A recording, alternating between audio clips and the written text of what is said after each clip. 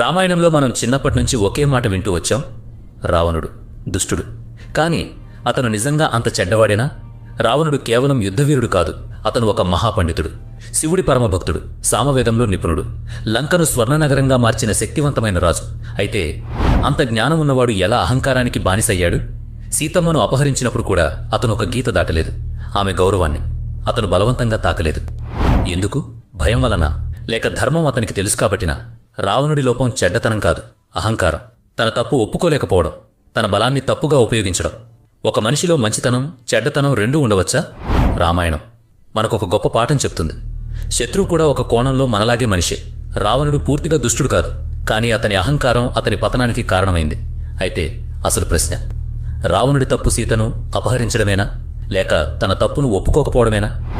Next ఎపిసోడ్లో ఇంద్రజిత్ నిజంగా జయుడా, లేక అతని బలహీనతే అతని పతనమా?